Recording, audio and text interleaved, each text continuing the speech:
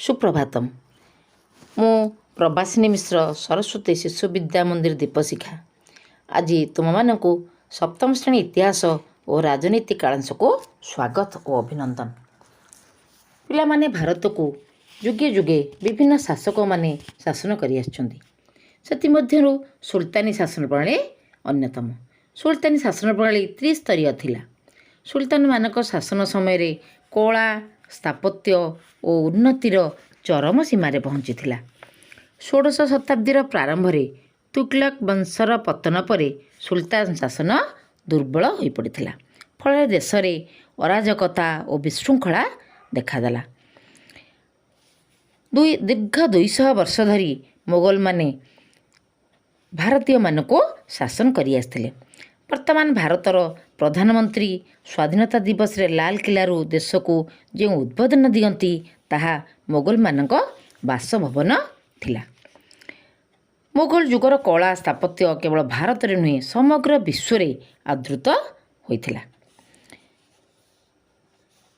सुशासन पई मोगल सम्राट माने विभिन्न प्रकार व्यवस्था करथिले। मोगल मानक परे यूरोपीय मानकर भारत को आगमन होइतिला। आमे आज से यूरोपीय मानकर भारत आगमन विषय रे पढ़िबा। भारत को जलपथ रे आविष्कार। यह एक जुगांतकारी घटना घटितिला जिते 15 शताब्दी रे यूरोपीय माने भारत को जलपथ आविष्कार करथिले।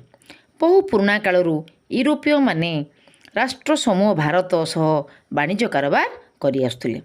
पाट वस्त्र लवंग मरीच आदि मसला मूल्यवान पत्थर हाथीदांत आदि विलास सामग्री यूरोपीय मानकर अति प्रिय होइथिबारु एगुडी को प्रचुर परिमाण रे यूरोपीय देश मानकु भारतरो रप्तानी होतला।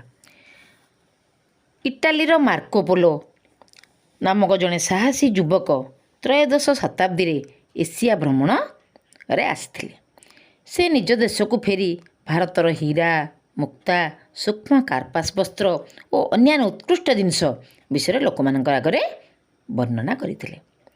मार्को पोलों यही वर्णना बहु संख्यार यूरोपीय मानक भारत आसवाक उत्साहित करथिला। मात्र सेतेबेले यूरोप रु भारत आसवाक कौनसी पथ नथिला बा सीधा रास्ता नथिला। तेणु भारत में उत्पादित होथुवा द्रव्य गुड़िक काबुल अफगानिस्तान पारस्य कन्स्टान्टिनोपल आदि देश दे बुलाणी बाटरे अन्य पथरे यूरोपीय देश मानकरे पहुँचुला। बुलाणी रास्ता दे माल गुड़िक परिवहन होथिबारु यार मूल्य मध्य अत्यधिक होता।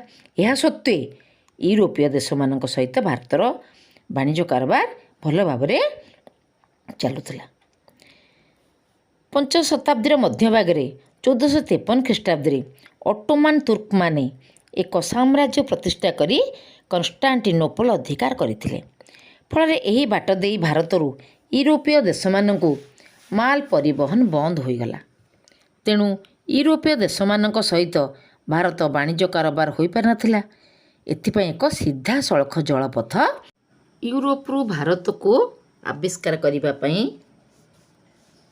सेमानक मध्य प्रबल आग्रह प्रकाश पाइथिला। कालक्रमे यही आग्रह वास्तव रूप नहीं। 15 शताब्दी रे यूरोप रु भारत को एक जलपथ आविष्कृत होइथिला। यूरोपीय मानक मध्य भारत को जलपथ आविष्कार करिबारे पोर्तुगीज मानकर सबुठारु बेसी आग्रह थिला। एही कार्य करिबा पई बहु पोर्तुगीज नाविक निरवच्छिन्न भाव उद्यम करथिले। सेमानक मध्य बार्थलोमियो डायस नामक पोर्तुगीज नाविक आफ्रिका उपकूल निजर यात्रा आरंभ करी उत्तम आशा अंतरीप पर्यंत आसी पारथिले। परे पोर्तुगीज सरकार कलम्बस नामक अन्य एक राजकर्मचारी भारत को जलपथ आविष्कार करिबा पई चेष्टा करथिले। मात्र से जलयात्रा करी भारत रे पहुँची पारि नथिले। अमेरिका रे पहुँचथिले। यार 6 वर्ष परे भास्को डा गामा नामक जणे इटालीय नाविक भारत को जलपथ आविष्कार करिया पई चेष्टा करथिले।